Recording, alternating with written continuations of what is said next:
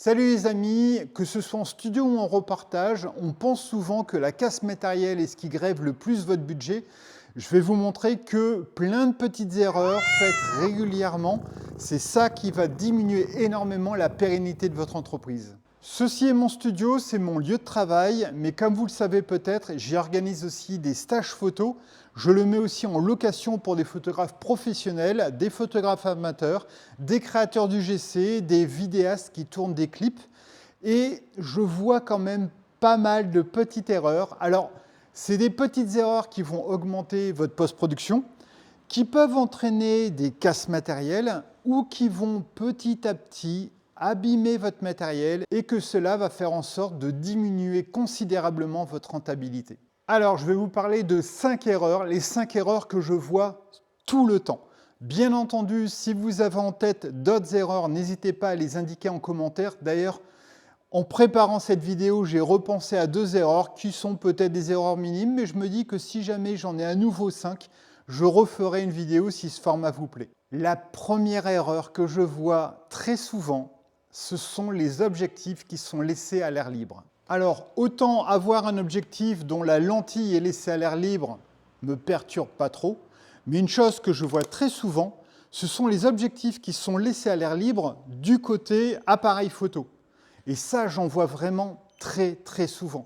On a l'impression que ce n'est pas très gênant, et en fait si, parce que la poussière va s'accumuler au niveau de la lentille, et lorsque vous allez remettre votre objectif sur l'appareil photo, que vous ayez un miroir ou encore pire sans miroir, ces poussières vont arriver sur le capteur de l'appareil photo. Qui dit poussière sur le capteur de l'appareil photo, dit pétouille, retouche, post-production, temps perdu à faire tout ça, baisse de la rentabilité, lenteur de restitution des photos.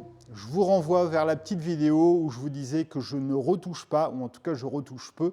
Et c'est justement un des points sur lesquels je fais très attention, c'est d'avoir les photos les plus nickel possibles dès la prise de vue. Donc oui, ça va vous faire perdre 2 secondes, mais un objectif, c'est soit sur l'appareil photo, soit avec ces 2 caches sur la table. Deuxième erreur à éviter, le serrage de force. Je ne sais pas ce qui vous prend. Est-ce que c'est la peur ou est-ce que c'est l'excès de salle de muscu? Mais lorsque vous serrez, vous avez souvent tendance à serrer énormément. Je vous montre ici avec un flash. Ici, le flash n'est pas serré. Je vais le serrer. Je vous conseille, je dis toujours ça en stage, je vous conseille de serrer uniquement avec 2 doigts. Je serre, hop, ça me suffit. Est-ce que quand j'appuie, il va s'incliner? Non, pas du tout. Pourtant, vous voyez que si jamais je serrais vraiment avec tous les doigts en forçant, je pourrais continuer. Et je vous assure, lorsque je loue le studio et que j'entends ce bruit, je me dis hey. Pourquoi c'est embêtant? En fait, il y a 2 raisons principales. La première chose, c'est que si je serre très fort, si j'ai quelqu'un d'autre qui va passer derrière moi, un assistant, une assistante, un autre photographe, et qui va vouloir desserrer, il risque d'avoir vraiment du mal. Et donc, j'ai régulièrement eu des situations dans lesquelles les personnes avaient du mal à desserrer et devaient m'appeler parce que quelqu'un avait serré vraiment comme une brute. La deuxième raison qui est pour moi beaucoup plus problématique, c'est que plus vous allez serrer, plus vous allez abîmer le pas de vis. Et à chaque fois, vous allez devoir serrer de plus en plus fort pour pouvoir faire en sorte que le flash soit maintenu. Plus vous allez serrer fort, plus vous allez abîmer le pas de vis et au bout d'un moment, le pas de vis est foutu. Et c'est une chose que je retrouve énormément, notamment sur les girafes, parce que sur les girafes, en fait, on a tellement peur que le pied parte, que le contrepoids soit important, que on a tendance à serrer énormément. Je vous assure, les girafes, je pourrais vous faire une vidéo là-dessus. C'est quelque chose qui est très simple à manipuler. Il faut juste avoir une certaine technique. Moi-même, au départ, je détestais ça. Je trouvais ça un peu flippant, surtout quand on la voit tomber et faucher d'autres flashs et d'autres personnes, ce qui m'est déjà arrivé. Voilà, il y a des façons de faire. On n'est pas obligé de serrer quand même à l'aile pour que ça fonctionne. Ici, simplement, comme je vous dis, vous serrez un peu sans que ça fasse de bruit. Vous testez et vous voyez que c'est fixe. Il n'y a aucun souci. La troisième erreur, c'est une erreur que j'ai commise très longtemps. Jusqu'à un soir d'été, on était du côté de Grenoble, on était une bande d'amis, on faisait la fête, tout se passait bien. Un ami était venu avec ses platines, avec ses enceintes, faire un petit peu l'animation. Et tout à la fin, quand il a fallu tout ranger, je l'ai aidé. Et qu'est-ce que j'ai fait? J'ai pris les petits câbles électriques qui traînaient et j'ai commencé à... Et là, il m'a dit « Ah là là là, non, non, non, non, non, on fait jamais ça ». Je dis « Ah bon, pourquoi ?» Ben si, tout le monde enroule le câble comme ça. Il dit « Non, parce que... » Le problème, c'est que vous abîmez la gaine et vous risquez de casser, à force d'utilisation, le produit. De mon côté, avec l'habitude, avec l'utilisation, je me suis rendu compte d'une chose surtout, c'est que quand vous forcez la gaine à avoir un certain angle, un certain rythme, une certaine forme, en fait, vous risquez de la torsader et surtout ce qui se passe, c'est que vous allez avoir une gaine qui va plus être plate au sol, mais qui va faire voilà, des petites vagues comme ça. Et c'est vraiment un appel au croche-pied à faire tomber des gens, surtout si vous avez des enfants qui sont dans le studio, faire tomber des gens, mais aussi faire tomber des flashs. Je ne vais pas m'appesantir là-dessus sur la bonne façon d'enrouler un câble. Je vous ferai une vidéo si ça vous intéresse, parce que la gestion des câbles, c'est quelque chose qui me tient beaucoup à cœur. Il y a à la fois un aspect technique, un aspect sauvetage de matériel, mais vous verrez, si jamais je fais la vidéo, que vous me mettez en commentaire, qu'il y a aussi un aspect relationnel avec le client et j'ai des petites astuces qui font en sorte que lorsque je le fais, naturellement, pas pour influer les clients, mais souvent les clients se disent « Ah ouais, c'est pas mal ce que tu fais ». Donc voilà, si ça vous intéresse, on se retrouve en commentaire et je vous ferai une vidéo plus longue sur les câbles. Donc encore une fois, on ne force pas la gaine, on l'enroule de façon naturelle, de façon à ce que la gaine ne soit pas abîmée et qu'elle n'aille pas faire ces petites vaguelettes. Troisième problème que je vois très souvent, et encore une fois, je ne veux surtout pas m'installer en donneur de leçons et en « moi je sais tout », parce que celle-là aussi, je l'ai faite plein de fois et à mes dépens. Lorsque je shoot énormément, lorsque je faisais beaucoup de photos et surtout en reportage, j'avais tendance à éteindre mon flash et tout de suite le ranger. Et à l'époque, j'avais une autre marque que Elinchrom, j'avais du Multiblitz. Mais plein de fois, lorsque je rangeais mon matériel et que je revenais au studio et que je le déballais pour m'en servir, plein de fois, la lampe pilote était cassée. Parfois même, la lampe flash était cassée. Et plein de fois, j'avais un problème de stabilité, de fiabilité du matériel. Et je ne comprenais pas pourquoi.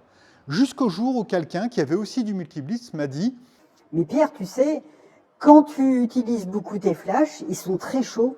Moi, ce que je fais, c'est que je les éteins, j'y touche pas, je range tout le matériel et au dernier moment, je range mes flashs et j'attends qu'ils aient refroidi. » Et ici, c'est une chose que je vois beaucoup en studio. Les gens sont gentils, quand ils louent le studio, normalement ils doivent ranger le studio, mais ils veulent aussi ranger le matériel. Et souvent je leur dis non, non, non, les flashs, c'est moi qui m'en occupe. D'une part parce que je sais que je vais bien enrouler les câbles, que je vais bien stocker les trépieds, tout ça, mais surtout parce que, regardez, lorsque je vais arrêter mon flash, il ventile. Et il ne ventile pas pour rien, il ventile pour pouvoir le refroidir. Et j'ai plein de gens qui éteignent, attendent pas qu'il finisse de ventiler, enlèvent la prise et commencent à tout ranger. Et c'est là où vous pouvez vraiment avoir de la casse matérielle. Donc, s'il vous plaît, quand vous utilisez des flashs, quand vous utilisez un appareil qui a énormément chauffé, n'hésitez pas à l'éteindre, attendre complètement qu'il ait fini de ventiler et je dirais même une fois qu'il a ventilé, laissez-le tranquille, occupez-vous de votre trépied, occupez-vous de vos réflecteurs, occupez-vous de faire vos sauvegardes de photos, que ce soit encore une fois en studio ou en reportage. Vous laissez les flashs tranquilles et une fois qu'ils ont vraiment fini de ventiler et qu'ils sont vraiment froids, là vous débranchez et vous rangez. Allez, 5e erreur, celle-là aussi je la vois tout le temps, je ne sais pas comment ça se fait, pour moi c'est intuitif. Ok, on se retrouve à ras de terre pour vous montrer exactement comment est-ce que moi j'installe les trépieds et comment je pense qu'il faut installer les trépieds. C'est pas très compliqué, hein. Vous les ouvrez. Ça c'est ce qu'on appelle la flèche. La flèche crée l'empattement, c'est-à-dire la surface qu'on a au sol. Vous devez avoir l'empattement le plus large possible parce que c'est ça qui va augmenter votre stabilité. La flèche ne doit pas être levée comme ici. Encore pire, si vous la levez énormément, déjà vous voyez que ce n'est pas très stable. J'ai déjà vu ça.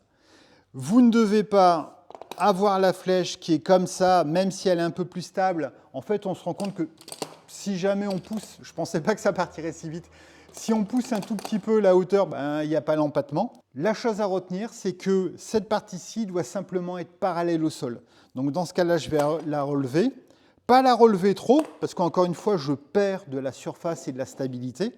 Je vais la descendre pour qu'elle soit parallèle au sol. Je serre tout doucement, juste avec 2 doigts.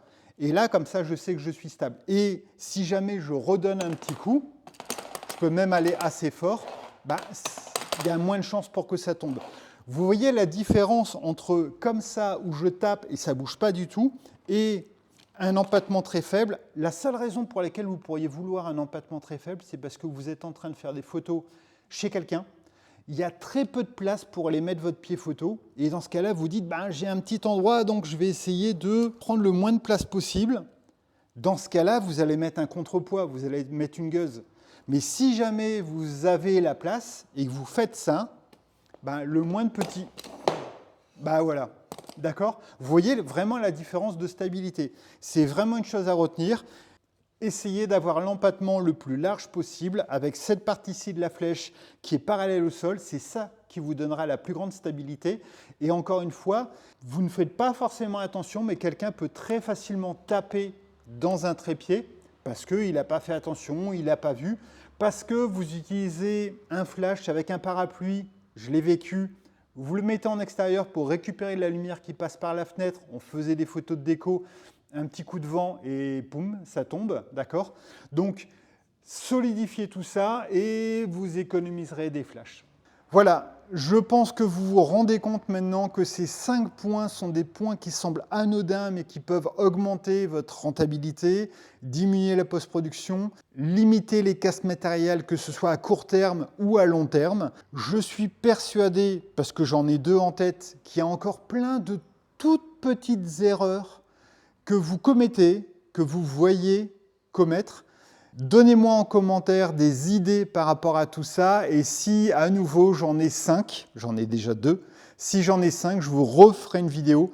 C'est souvent des tout petits détails qui font de vous à la fois des professionnels, à la fois des gens qui arrivent à bien gérer une séance photo et à la fois des bons gestionnaires qui ne grèvent pas leur budget.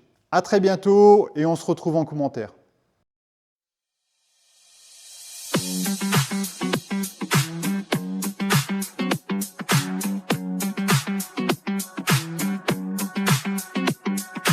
Feel the rhythm taking over, got that fire in my soul.